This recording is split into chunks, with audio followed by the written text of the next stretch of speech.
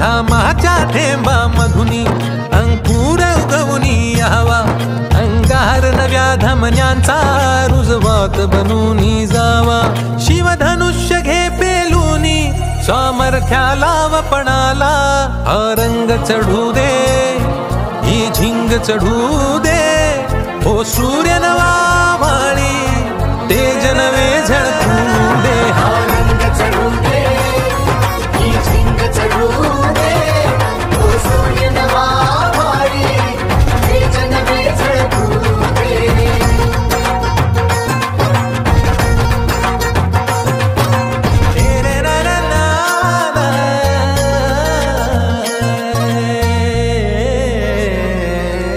आले तुफान किती जिद्द ना सोडली, झेप घेतली आकाशी स्वप्ने झाली पुरी. लढलो अन जितलो भी काटच्या वाटवरी, दुश्मन भी आज मला वाकून सलाम करी. या मातीहीन दिल बळ लढण्याला अन भिडण्याला, देव माझा मल्हारी खंडोबा पाठीशी. लढलो पण रडलो नाही, हासिल मी जीतही केली, आशीर्वाद बाबांचा आईची.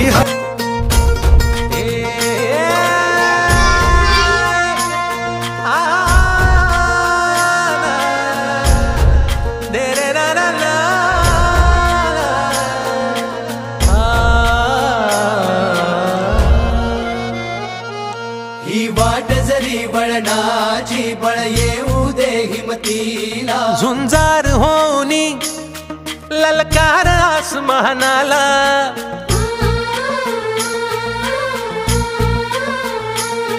लावून कपाळी माती घे झेप तिच्या पाठी. हुंकार भरारीसाठी फिनिक्स कोचिंग क्लासेस आचले. सर्वप्रथम ज्यांनी तुमच्यासारखंच मला ज्ञानाचा प्याला माझ्या हातात देऊन ज्या चिखलाच्या गोळ्याला तुमच्या पुढे बोलण्यासाठी सक्षमपणे उभा केलं, त्या माझ्या सर्व गुरुजनांना शिक्षक दिनाच्या खूप खूप शुभेच्छा. त्याचप्रमाणे अगदी तुमच्यासाठी तुमच्या वडिलांनंतर तुमच्या आईनंतर जर तुम्हाला सर्वोत्कृष्ट आणि सर्वप्रिय कोण असेल तर तुमचे सुरवंश. तर तुमच्या पितृतुल्य मातृतुल्य आणि माझ्या व्यवसाय शिक्षक दिनाच्या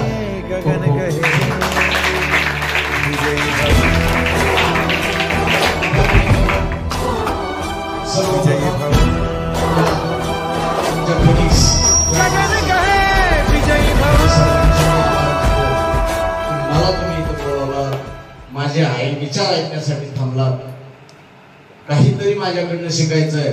सुरवंश सर मला म्हणले की सर तुम्ही जर आलात तर माझे विद्यार्थी बरं का सर, मला असं बोलले माझे विद्यार्थी त्याला काहीतरी मोटिवेशन करेल. पण तुमच्या सगळ्याकडे पाहिल्यावर मला असं वाटतंय तुम्हाला मोटिवेशन माझ्याकडून मिळण्यापेक्षा मला तुमच्याकडनं मोटिवेशन मिळालंय. इतकं सुंदर वातावरण.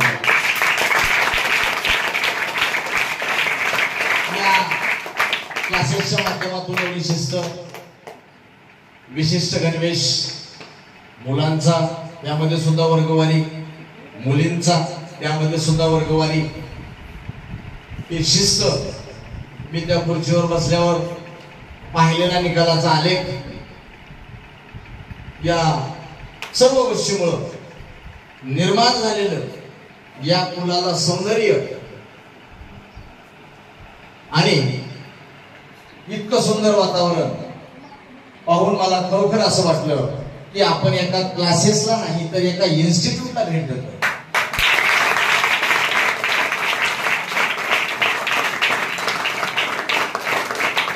आजचा विषय खरं तर शिक्षक दिन आहे.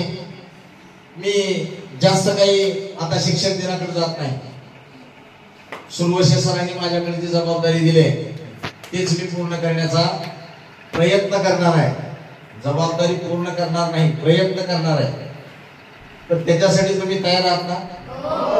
माझ्या बोलण्याचा कंटाळा आला की जास्त टाळ्या वाजवा, म्हणजे मला समजेल आता मला थांबायचं. म्हणजे उगाच जास्त टाळ्या वाजवू नका, नाही तर मला समजेल की आता माझा कंटाळा आलाय. बरं का? योग्य वेळी वाटलं नक्कीच टाळ्या वाजवा. आणि एक अर्धा तास बोलेल. आहे ना तुम्हाला तयारी तुमची? तर सर्वप्रथम या टेनिक्सला मी भेट दिली. भेट दिल्यावर पाहिलं, तुमचे शर्ट पाहिले, शर्टवर लोगो पाहिला, यू कॅन विन आहे. यू कॅन विन नावाचं एक पुस्तक आहे. कुणाचं आहे? त्याचे लेखक कोण आहे? शिवखेर. त्या लेखकाचं नाव आणि त्याचं स्टेटमेंट असं आहे की विजेते वेगळ्या गोष्टी करत नसतात, तर ती प्रत्येक गोष्ट वेगळ्या पद्धतीने करत असतात.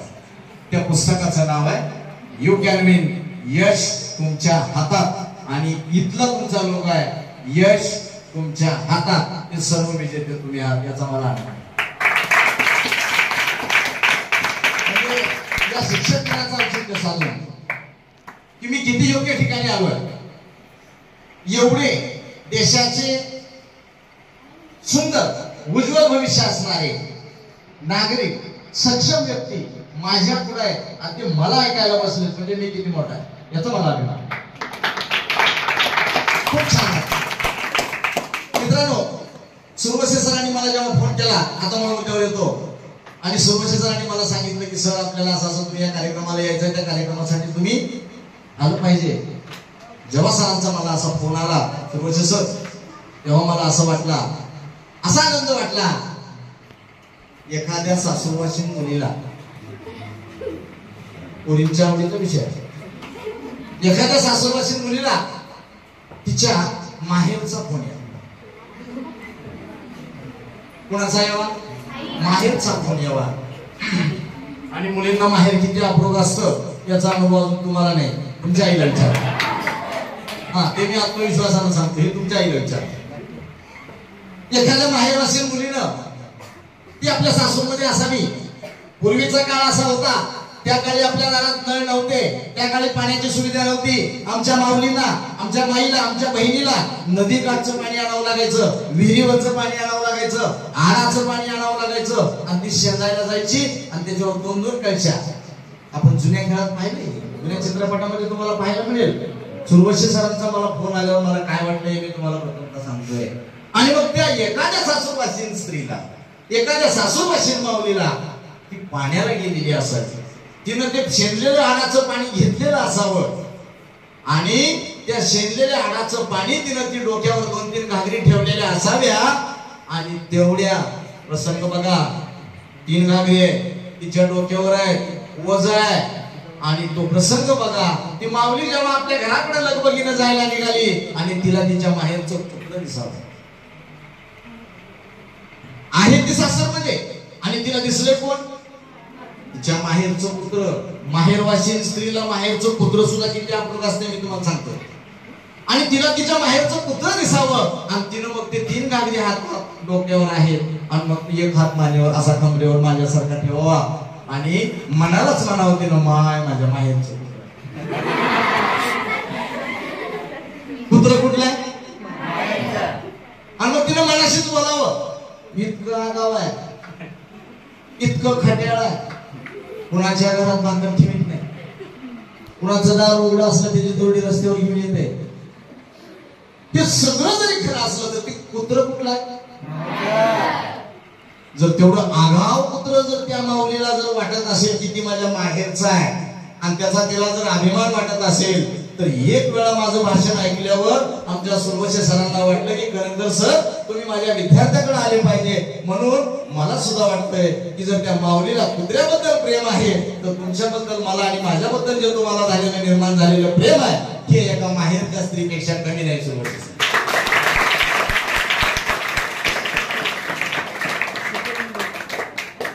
शिक्षकाचं आणि विद्यार्थ्याचं तुम्हाला सांगितलं, सुरवशी सर बोलले की माझ्या विद्यार्थ्यांना काहीतरी मोटिवेट करायचं आणि म्हणून तुम्ही या शिक्षकी पेशेचं एवढं मोठेपणा मित्रांनो की या शिक्षकी पेशेमध्ये कुणालाच कुठला धर्म आडवा येत नाही, लिंग आडवा येत नाही, पंथ आडवा येत नाही, जात आडवी येत नाही. ते विद्यार्थी फक्त माझा असतं, ते लेकरू फक्त माझा असतं. इतकं सरळ आणि सोपं नातं शिक्षक आणि विद्यार्थी आणि ते नातं या तुमच्या सुरवशी सरांमध्ये एक प्रायव्हेट कोचिंग क्लासेस असताना सुद्धा आहे याचा मला विशेष आनंद आहे.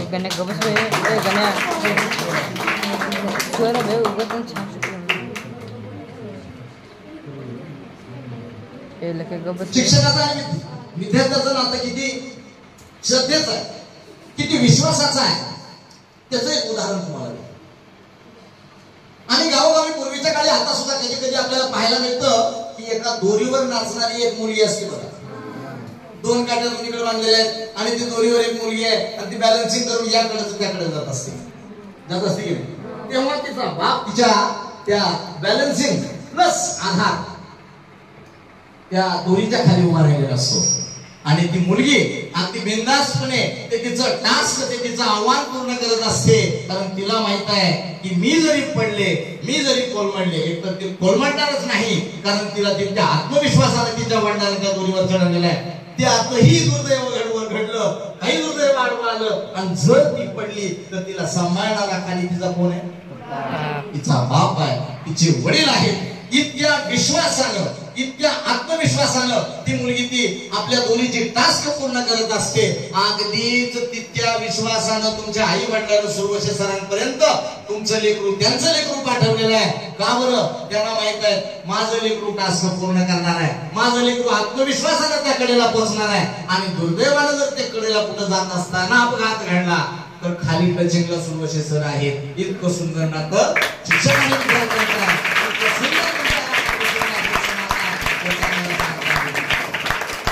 एक विद्यार्थी बोलली, एक विद्यार्थी कुणीतरी बोलला आजच्या या शिक्षक दिनानिमित्त, मला त्यांची नावं सांगता येणार नाही.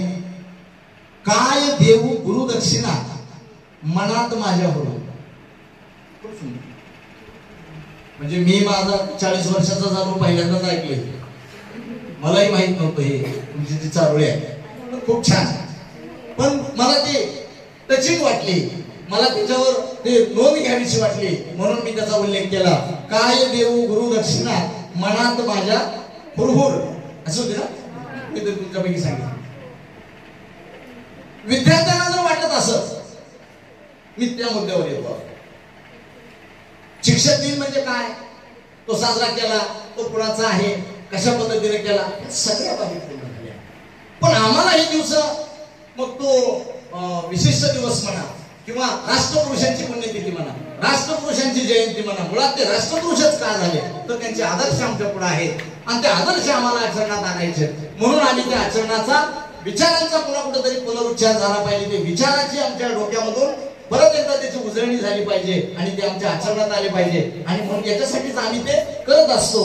मग विद्यार्थ्यानं शिक्षकाला गुरुदक्षिणा द्यावी आहे की नाही. तुम्ही आम्हाला शुभेच्छा दिल्या, माझ्याही शाळेत आज माझ्या विद्यार्थ्यांनी मला दिल्या शुभेच्छा दिल्या.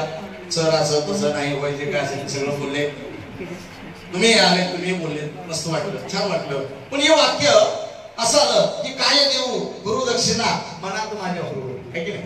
हो सर, गुरुदक्षिणा द्यायची आहे तुम्हाला आणि दिलीच पाहिजे. विद्यार्थ्यांनी शिक्षकाला गुरुदक्षिणा दिलीच पाहिजे. स्वरूप लक्षात घ्या. आपला अध्यात्म काय सांगतंय, आपला इतिहास काय सांगतंय, मुलांनो आणि मुलींनी लक्षात ठेवा. आजही बघा आमची जुनी माणसं, आमचे आजोबा पंजोबा जर आमच्या घरी येत असतील, आमचे आजोबा, आमचे पंजोबा, आमचे वडील आमच्या बहिणीच्या घरी जात असतील, आमच्या आत्याच्या घरी जात असतील तर ते रिकाम्या हाताने जात नाही. ते आमचं अध्यात्म आहे. आमचं अध्यात्म आम्हाला हे शिकवतंय की दोन व्यक्तीच्या घरी रिकाम्या हाताने गेलं नाही पाहिजे. त्यातली पहिली व्यक्ती आहे आमची माय असेल, आमची बहीण असेल, आमची आत्या असेल, म्हणजे मुलगी. ज्या घरची मुलगी आम्ही परक्याच्या घरी दिली, जिला सासरमध्ये दिलं, तिच्या घरी जात असताना माहेरच्या माणसाने रिकाम्या हाताने जायचं नसतंय. हा आमच्या अध्यात्माचा नियम आहे. दुसरा नियम, पूर्वीच्या काळी गुरुकुल पद्धत होती. पूर्वीच्या काळी गुरुकुल पद्धत होती, शाळा नव्हत्या, तर विद्यार्थ्यांना अगदी राजाच्या मुलांना सुद्धा त्या गुरुकुलामध्ये शिकायला जावं लागत होतं आणि मग गुरुदक्षिणा त्यांना द्यावं लागत होती. तर विद्यार्थ्याचा सुद्धा एक असा नियम होता, गुरुजींच्या घरी जात असताना सुद्धा रिकाम्या हाताने जायचं नाही. म्हणजे आमचं अध्यात्म काय शिकवतंय, दोन व्यक्तीच्या घरी रिकाम्या हाताने जायचं नाही. मला तुम्हाला गुरुदक्षिणा सांगायची आहे आणि मी मागणार आहे. गुरुजींच्या घरी रिकाम्या हाताने जायचं नाही आणि आमच्या आई बहिणीच्या घरी रिकाम्या हाताने जायचं नाही. तो मुद्दा बाजूला सोडा, गुरुजींच्या हाती रिकाम्या हाताने जायचं नाही. मग आता मी बोलायला सुरुवात केली. सुरवशे सर आहेत, सुरवशे सरांचे मोठे इन्स्टिट्यूट आहे, ते तुम्हाला दररोज मार्गदर्शन करतात. पण आपल्याला गुरुदक्षिणा द्यायची आहे. मग गुरुदक्षिणा द्यायची, मग ते पुण्या रूपात द्यायची. आम्हाला जी गुरुदक्षिणा पाहिजे, शिक्षकांना जी गुरुदक्षिणा पाहिजे, एका विद्यार्थ्यांकडनं, विद्यार्थी असू दे की विद्यार्थिनी असू दे, हे उद्याचे सक्षम नागरिक आहेत, या अजमेरचे सक्षम आधारस्तंभ आहेत, यांच्याकडून आम्हाला गुरुदक्षिणा पाहिजे. मग या गुरुदक्षिणामध्ये काय करावं, तुम्ही काय केलं म्हणजे आम्हाला गुरुदक्षिणा मिळेल, तर त्यातले फक्त 3 मुद्दे मी तुम्हाला सांगणार आहे. त्या 3 मुद्द्याचं आपण पालन करायचं आहे. ते 3 मुद्दे जर तुम्ही पालन केले, तंतोतंत तुम्हाला सांगतो, तुमचे सुरवशे सर एक नव्हे 1000 विद्यार्थ्यांना सुरवशे सर दिसतील. या इन्स्टिट्यूटचा प्रत्येक विद्यार्थी तुम्हाला सुरवशे सर दिसतील. आणि त्या सुरवशे सर दिसण्यासाठी आम्हाला काय करायचं, अत्यंत सोप्या गोष्टी आहेत. 3 गोष्टींचा आम्हाला अवलंब करायचा आहे. त्यातली पहिली गोष्ट आहे मित्रांनो, संघर्ष. हल्लीच्या पिढीचं दुर्दैव हे झालंय, आज प्रत्येकाच्या हातात मोबाईल आहे. तुम्ही जरी मोबाईल पाहत नसाल तर बऱ्याच गोष्टी मोबाईलवर आम्हाला ऐकायला मिळतात, पाहायला मिळतात की या मुलाने आत्महत्या केली, या मुलीनं सुसाईड केलं. या गोष्टी का झाल्या, तर आमच्यामध्ये संघर्ष करण्याची ताकद राहिली. आम्हाला काय झालंय, जंक फूड आणि फास्ट फूड खायची सवय झाली. आणि ते फास्ट फूड असल्यामुळे आम्हाला प्रत्येक गोष्टी सुद्धा कशा असाव्या वाटायला, फास्ट असाव्या लगेच. मग आता या क्षणाला यश नाही मिळालं, माझ्या जीवनाला जगण्याला काही अर्थ नाही. म्हणून अगोदर हे समजून घ्या की आम्हाला काय करायचं आहे. जर तुम्हाला तुमच्या गुरुजींना गुरुदक्षिणा द्यायची असेल, तुमच्या सरांना तुम्हाला जर वाटत असेल की माझा विद्यार्थी, माझं लेकरू हे जर खरखर अगदी एखाद्या लोखंडाच्या जाळातून एखादं लोखंड कसं तापून निघावं, तावून निघावं, तसा जर माझा विद्यार्थी करायचा असेल, तर त्यासाठी तुम्हाला काय करायचं आहे, संघर्ष. संघर्ष म्हणजे काय, विद्यार्थी दशेत संघर्ष म्हणजे काय आहे. विद्यार्थी दशेत अभ्यास करणे म्हणजे संघर्ष आहे. विद्यार्थी दशेत एखादं अपयश आलं तर ते अपयशाला न खचून जाता आम्हाला फक्त पुन्हा प्रयत्न करून उभं राहणे आहे, आणि तो म्हणजे संघर्ष आहे. हा संघर्ष आम्हाला किती वर्षाचा आहे, माझं असं मत आहे सुरवशे सर, 8वी ते 12वीचा संघर्ष. तुम्ही जर 8वी ते 12वी पर्यंत हा संघर्ष अगदी उत्कृष्ट पद्धतीने केला, योग्य पद्धतीने केला, सरांनी सांगितलेल्या मार्गदर्शन पद्धतीने जर तुम्ही निघून चालला, 12वी नंतर एका विशिष्ट स्टेजला तुम्ही पोहोचाल, त्यावेळी तुमचा म्हणजे तुमची वाढ थांबली असेल, तुमचा विकास होत असेल, तुमचं एक ध्येय निश्चित झालेलं असेल, आणि मग त्या ध्येयानुसार तुम्हाला तुमच्या कक्षेनुसार जाता येईल. पण त्या ध्येयाला जर तुम्हाला जायचं असेल तर 8वी ते 12वीचा काळ इतका महत्वाचा आहे, तो संघर्षाचा आहे. आणि मग तो संघर्ष आम्हाला, हा संघर्ष जर आम्हाला करता आला तर नक्कीच आम्हाला आमच्यातली जी ऊर्जा आहे ती ऊर्जा सत्कर्माला आणि चांगल्या मार्गाला लावून एक सक्षम, एक चांगलं जीवन जगणारा व्यक्ती निर्माण होण्यास आम्हाला कोणीही अडवणार नाही, असं मला म्हणायचं. मग तुम्हाला वाटेल सर आम्हाला अपयश आलं की आम्हाला वाईट वाटतंय, आम्हाला अपयश आलं की मग लोक हिनवतील, वाईट वाटेल, त्रास वाटतो, अपमान वाटतो. एक सांगतो तुम्हाला, अरुणिमा सिन्हा नावाची एक व्यक्ती आहे, मुलगी आहे, 1987 जन्म आहे. कथा आहे, काही घटना आहे का, इतकी सुंदर आहे. त्यापुढे तुमचा संघर्ष कोणाचाही काहीच नाही. हे अरुणिमा सिन्हा हे नाव तुमच्या लक्षात ठेवा, आणि अरुणिमा सिन्हाला तुम्ही वाचा, मोबाईलवर वाचा, तिचं एक पुस्तक आहे, ते पुस्तक घेऊन बघा. 1987 ला उत्तर प्रदेशामध्ये लखनौ मध्ये तिचा जन्म झालाय. तिचं स्वप्न आहे राष्ट्रीय फुटबॉलपटू आहे. माहिती आहे तुम्हाला कथा, काय झालं पण तिचं ऍक्सिडेंट झाला नाही, काही हरामखोरांनी तिच्या गळ्यातली चेन ओढली आणि तिच्या सोन्याची चेन काढून घेण्याच्या नादात तिचा तोल गेला आणि 2 रेल्वेच्या रुळामध्ये अरुणिमा सिन्हा पडली. बऱ्याच लोकांना वाटतं ती एक्सपायर झाली. रात्रभर तिथंच होती. त्या रेल्वेची उंदरही तिच्या पायाला कोकणत होते. काही रूळ तिच्या पायावरून निघून गेले होते. एक पाय तिचा निकामी झाला होता. त्या पायातून तिचं रक्त वाहत होतं. अरुणिमा सिन्हा जगली. आणि या रुग्णालयामध्ये जेव्हा तिला दाखल करण्यात आलं तेव्हा ती जेव्हा शुद्धीवर आली, तिचा पाय कापून काढायचा होता. सर्जरी करायला डॉक्टर नव्हता. अक्षरशः तिचा पाय कापून काढला. संघर्ष. तिचा एक पाय पूर्ण निकामी आहे. दुसऱ्या पायामध्ये रॉड आहे. अरुणिमा सिन्हा कॉटवर आहे. आणि टीव्हीवर बातमी आली की अरुणिमा सिन्हा नावाची मुलगी बिगर तिकिटाचा प्रवास करत होती आणि टीसीच्या बसण्यापासून तिनं स्वतःला उडी मारली. कसं काय घाबरायचं? तिला उडी मारून घेतली नव्हती. तिच्यावरती वेळ आली होती. अरुणिमा सिन्हा जिवंत होती. ती दवाखान्यामध्ये होती. तिने ते प्रकार पाहिला. तिचा एक पाय पूर्ण निकामी झाला. 2011 ची घटना आहे. आणि त्याच स्पॉटवर तिने ठरवलं, हे जरी झालं, मी राष्ट्रीय फुटबॉलपटू जरी नाही झाले तर माझा जन्म असाच मरण्यासाठी झालेला नाही. मला काहीतरी करायचं आहे, काहीतरी करायचंय म्हणून तिने शिखर गाठायचं ठरवलं. 2011 ती दवाखान्यातून बाहेर पडली. तिने ज्या काही सगळ्या परवानग्या घ्यायच्या त्या सगळ्या परवानग्या घेतल्या आणि फक्त 2 वर्षामध्ये यशस्वी शिखर गाठणारी अरुणिमा सिन्हा नावाची अपंग जगातली पहिली महिला ठरली जो आमच्या पुढे आणायची.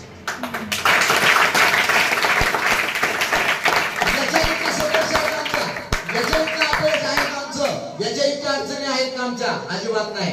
याच्या तुम्हाला 1% सुद्धा अडचण नाही. फक्त तुम्ही काय केलंय, स्वतःला एका विशिष्ट याच्यात गुरफटून घेतलंय. बाहेर निघा, जग खूप मोठा आहे. बाहेर जावा, चांगली चांगली पुस्तकं वाचा. मोबाईल सुद्धा आपण म्हणतो की नाही, मोबाईल सारखा तर गुरुच नाही. मी तर म्हणतो एका सेकंदाला तुम्ही गुगलला विचारा, तुम्हाला दुसऱ्या सेकंदाला ते तुम्हाला प्रश्नाचं उत्तर देतंय. फक्त आम्ही त्याचा वापर किती आणि कशासाठी करतो त्याच्यावर त्या गुगल मोबाईलचं महत्व माहिती. फक्त मोबाईलला बदनाम आम्ही केलंय. प्रत्येक जण काय म्हणते मोबाईल वाईट आहे. मोबाईल अजिबात वाईट नाही, आपण वाईट आहोत. विवेकानंद सॉरी ज्ञानेश्वरांनी पसायदानामध्ये एक ओवी आहे त्यांची. सर माझ्यापेक्षा तुमचं म्हणजे अध्यात्म चांगलं आहे. मी पाहिले स्टेटसला पाहतो. विठ्ठलाच्या रूपात वगैरे पाहिले मी वारीला वगैरे समोरचे सरांना पाहिले मी. माझं ते नाही, पण पसायदानामध्ये त्यांच्या एक ओवी आहे बघा, एक स्टेटमेंट आहे, ते तुम्ही लक्षात ठेवा. आयुष्यामध्ये त्याचा केवळ त्या एका वाक्यावर जर आपण बोलायचं म्हणलं तर 4 तास आपल्याला बोलत नाही. त्यातलं वाक्य सांगतो तुम्हाला पसायदानातलं, जो जे वांछित तो तेला हो प्राणी जाऊ. पसायदानामध्ये ज्ञानेश्वरांनी ईश्वराकडे काय मागितलं, ज्याला जे पाहिजे ते स्वहा देऊन टाकतो. आणि मोबाईल सुद्धा तसाच आहे. तुम्ही चांगलं मागा ते चांगलं देतो, तुम्ही वाईट मागा वाईट देतो. आम्ही काय मागायचं आहे ज्ञानेश्वरांच्या ओळीप्रमाणे आम्ही ठरवायचं आहे, जो जे वांछित तो तेला हो. आम्ही मोबाईलला चांगलं मागा, मोबाईल तुम्हाला आमच्यापेक्षा सुद्धा चांगलं दाखवेल. फक्त तुम्ही त्याचा वापर कसा करता हे बघा. अमिताभ बच्चनची एक कविता आहे. तुम्ही अमिताभ बच्चनच्या काही कविता आहेत इतक्या त्यांच्या म्हणजे मनाला आपल्याला हुरूप देणाऱ्या कविता आहे. तो हर दौर में अव्वल आए ये जरूरी नहीं. तू हर दौर में अव्वल आए ये जरूरी नहीं है. तू हर दौर में सबको पीछे छोड़ दे ये भी जरूरी नहीं है. जरूरी है तेरा हर दौर में शामिल होना. जरूरी है तेरा हर दौर में शामिल होना. जरूरी है गिरकर भी तू फिर से खड़ा होना.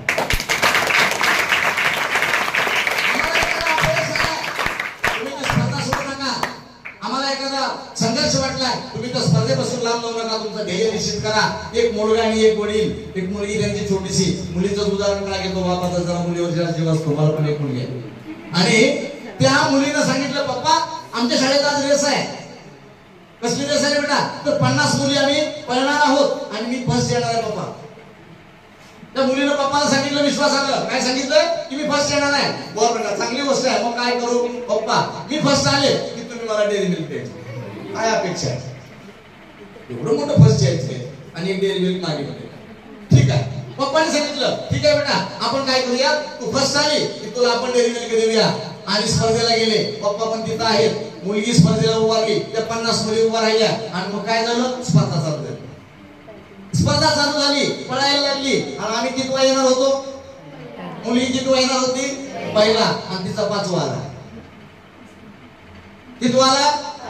आता तिला पक्क येताना माहिती की आपला कितवा आल्यावर आपण डेअरी मिल्क घेणार होतो, पहिला येणार आपण डेअरी मिल्क घेणार होतो. आपला 5वा नंबर आलाय तरी ती आली पप्पाकडे आणि मग पप्पाने ती मोठा डेअरी मिल्क फॅमिली पॅक तिला दिला. घे बेटा, छान छान पडली तिला.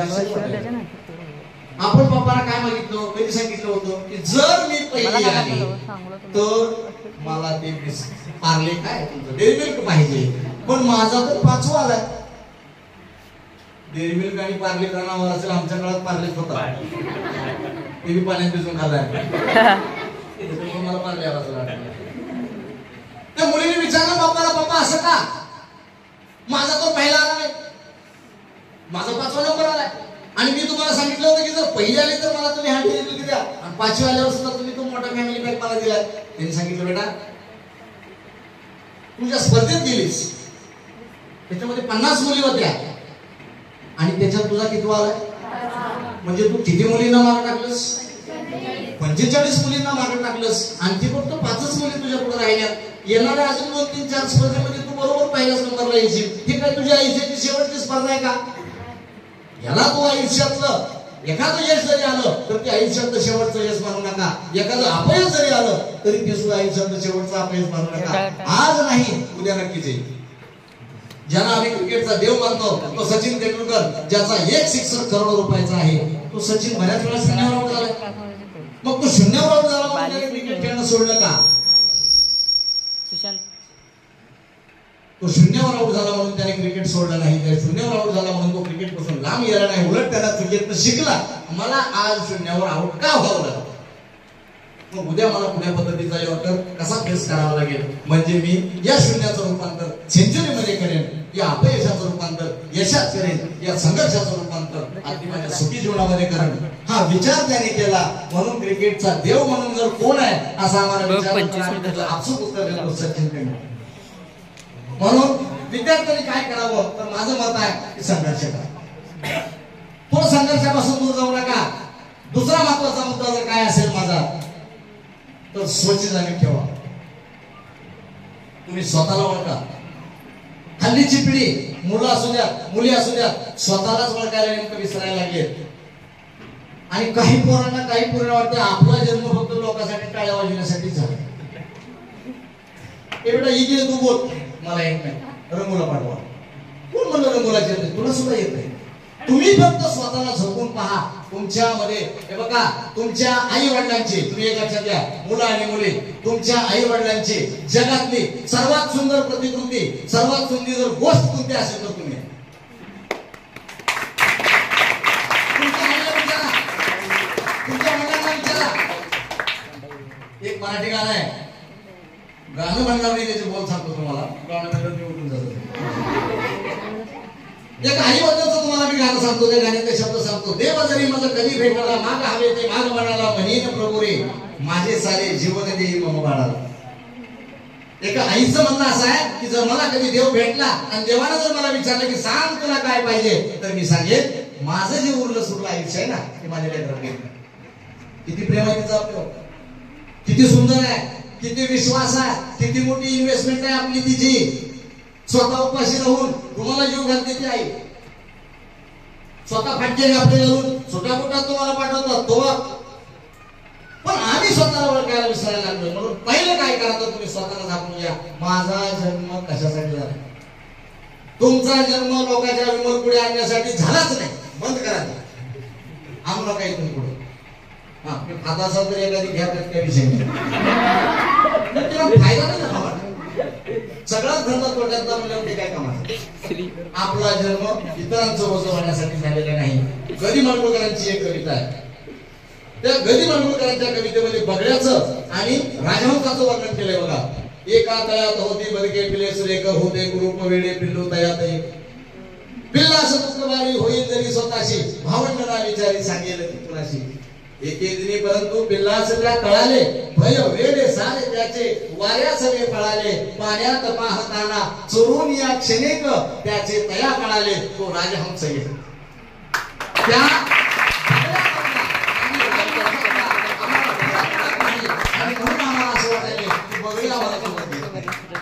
राजहंस आहात, तुम्ही राजहंस आहात. तुम्ही स्वतःला फक्त ओळखा. एके दिवशी त्या बगड्यात ते सगळे बगडे होते, हा एकटाच राजहंस होता.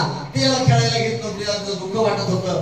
पण तो त्यांनी जेव्हा पाण्यात पाहिलं तेव्हा त्याला स्वतःचं प्रतिबिंब दिसलं की अरे आपण बगळा नाही, आपण कोण आहोत, राजहंस आहोत. आणि मग पुन्हा त्याला कळालं की माझं अस्तित्व कुठे आहे, बगड्यामध्ये खेळत बसणे हे माझं अस्तित्व नाही. तुम्ही तुमच्या आई वडिलांचे राजहंस आहात, फक्त तुम्ही स्वतःला झोपून पाहणे गरजेचे आहे. ते जर तुम्ही झोपून पाहिलं, मी तर असं म्हणेन जेवढे विद्यार्थी इथं बसले प्रत्येकाचं कुटुंब, प्रत्येकाच्या आई वडिलांना स्वाभिमानच वाटेल की माझा मुलगा हा आमच्या सुरवशी सरांच्या क्लासेसला जातोय, याचा आम्हाला सार्थ अभिमान आहे.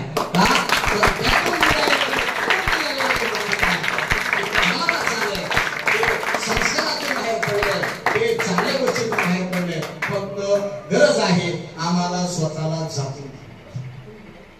आणि तिसरं ज्याची सध्या खूप गरज आहे एवढं सांगणार आणि मी थांबणार. काय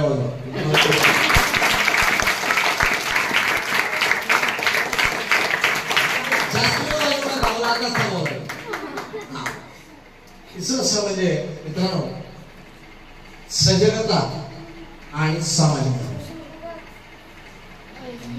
सजगता कशासाठी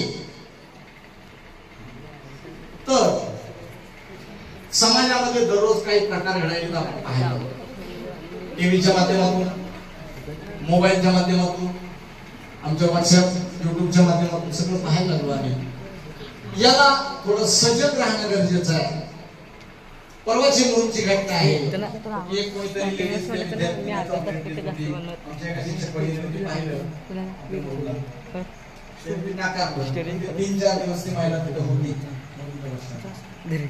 सजगता एवढ्यासाठी ठेवा, काय चांगलं आहे काय वाईट आहे तुम्ही अगदी चांगले, तुम्हाला चांगल्या वाईटाचा फरक कळतो, तुम्हाला स्वार्थ कशात आहे, तोटा कशात आहे आणि नफा कशात आहे हे तुम्हाला कळतं.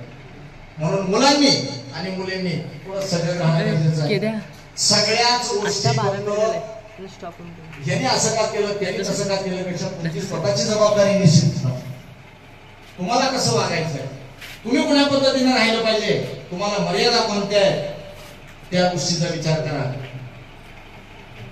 मुलं आणि मुली दोन्ही जरी घटक वेगळे असतील, मुलांचं हसणं बसणं वेगळं आहे, मुलींचं हसणं वेगळं, बसणं वेगळं, असणं वेगळं, तिचं बोलणं वेगळं, तिचं नेसणं वेगळं, सगळ्या गोष्टी वेगळ्या आहेत. या ईश्वराने या दोन गोष्टीमधला जो फरक जाणून दिलाय आम्हाला, आम्ही कुठेतरी तो आम्ही काय कमी आहो का ह्याच्यात चाललंय आणि बऱ्याच गोष्टी अपघात नाही घडायला लागल्या. तर सजग एवढ्यासाठी राहा. आणि सामाजिक भान हे इतकं महत्वाचं आहे की त्याची सुरुवात तुमच्या आई बापापासून. आम्ही 9वीला आलोय, 10वीला आलोय, उद्या 11वी जाणार, कॉलेज, एक वही बोटावर फिरवणे, कॉलेज करणे, सगळं चुकलं. नंतर तुम्हाला कसं काय माहिती मी फिरवले. हा पण भान ठेव, सामाजिक भान ठेव नक्कीच करा. रामदास स्वामी एका ठिकाणी म्हणतात, आती गोपता कार्य जाती वयाला, आती नम्रता पात्र होते वयाला, आती काम कोणतेही नसावे, प्रमाणामध्ये सर्व काही असावे.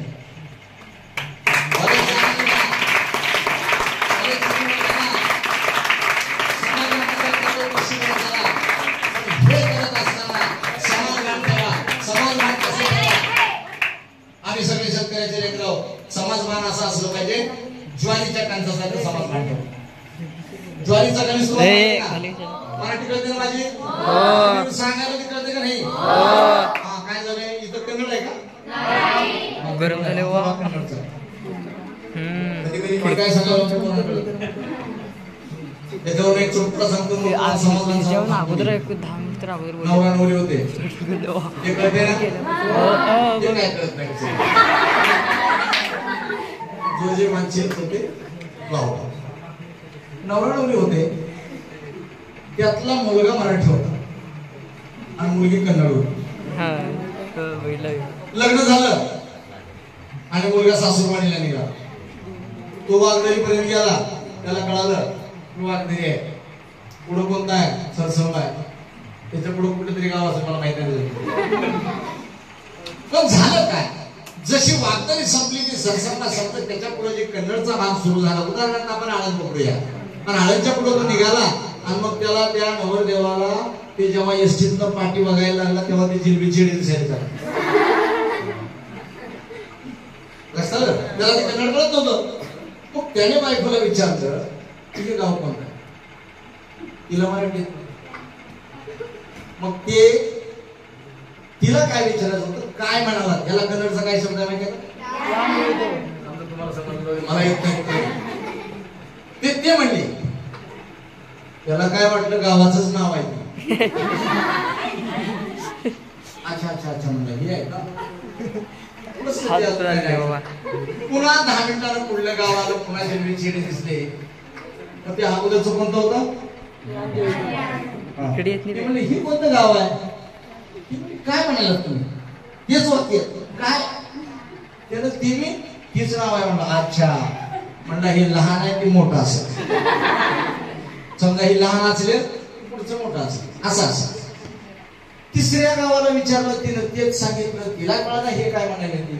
चौथ्या गावाला सांगितलं तिनं तीच सांगितलं. त्याला राग आला आणि त्यानं अशी उजव्या हाताला चांगली कसली तिला. तुला काय अक्कल पिक्कल आहे का नाही? काय एकच गाव आहे का सगळं? त्या पोरीच्या लक्षात येईल आणि का मारलं म्हणून ती विचारली का बरं मारलं मला? काय म्हणते त्याला? ते म्हणलं आता मुसळी दिल्यावर हिने गावाचं नाव ठेवलं म्हणलं. काय म्हणाला एकच वाक्य बोलत होते. जेव्हा हिनं मारलं तेव्हा ती म्हणली का मारलं? मग ते का मारलं वेगळं बोलले ना ते काहीतरी. मग त्याला वाटतं त्या गावाचं नाव ते. तसं आपला विसंगतीपणा झाला नाही पाहिजे. मी काय बोलतो ते तुम्हाला कळतंय. समाजभान एवढ्यासाठीच की आपण आपल्या आई वडिलांची सर्वोत्कृष्ट प्रतिभूती आहे आणि त्याही पलीकडे लक्षात ठेवा मुलं आणि मुले की तुम्ही तुमच्या आई वडिलांची खूप मोठी इन्व्हेस्टमेंट. तुम्ही तुमच्या आई वडिलांची गुंतवणूक आहे. आमच्या खिशात जर 2 पैसे एक्स्ट्रा झाले तर आम्ही कुठे नेऊन टाकतो?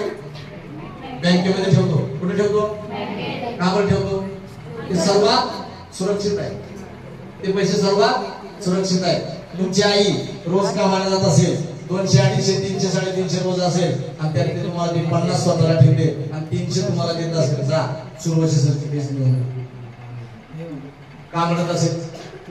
तिला माहित आहे आज दिलेले हिच्या हातातले पैसे याची परतफेड कितीतरी गुणाने होणार आहे.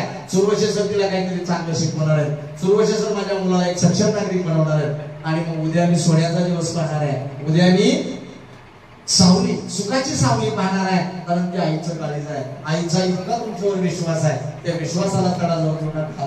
मला प्रत्यक्ष बोलायचं नाही पण तिला विश्वासाला तडा कशामुळे जातो हे तुम्हाला माहिती आहे.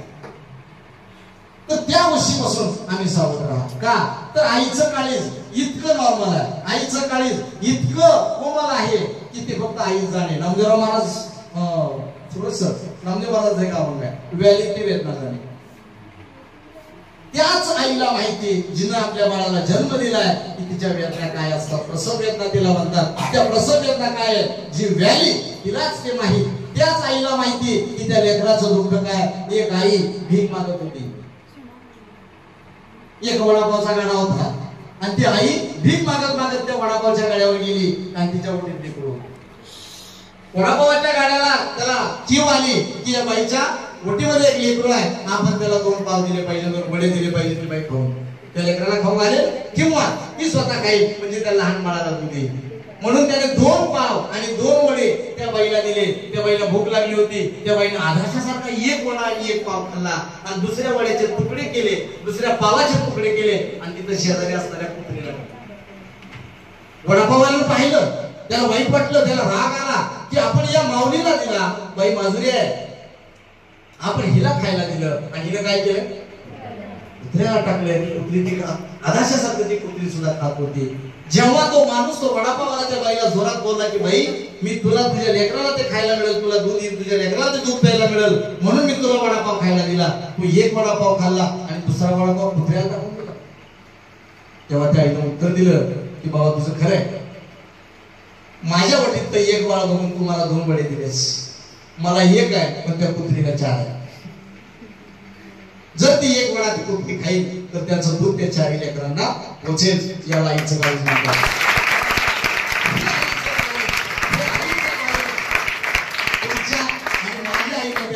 मी सुद्धा तुमच्यासारखा सर्वसामान्य कुटुंबातून माझ्या आईनं सुद्धा लोकांच्या शेताला जाऊन माझ्या आईनं सुद्धा माझी आई दवाखान्यात काम करत होती. माझी आई मध्ये जावं लागते करायची ती एकीकडे जमत आहे आणि मग ती 100 रुपये जमा करून मला डीएडला पाठवायची. फक्त मला तिथे जाणीव होती की तिथं वडापाव खाणारी पोरं होती. ते वडापाव खायला जर मी गेलो तर मला वाटायचं की माझी आई अशा पद्धतीने पैसे गोळा करते, हा वडापाव मला खाता येत नाही. मग ती समाजभान मी ठेवलं, ती जाणीव माझ्या आईची ठेवली आणि म्हणून त्या आईचा कोरडा पण ठेवलो.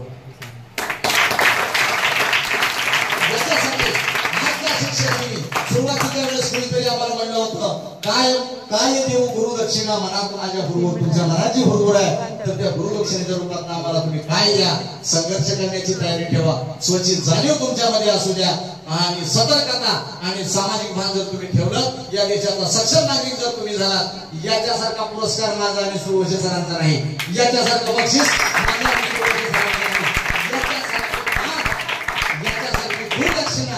माझ्याची आणि सुरवशे सरांची नाही. आणि या बसलेल्या सर्व विद्यार्थ्यांकडनं, माझ्या भगिनीकडनं, माझ्या बंधूकडनं मी तुम्हाला अपेक्षा सांगतो की तुम्ही ते सर्व पूर्ण कराल.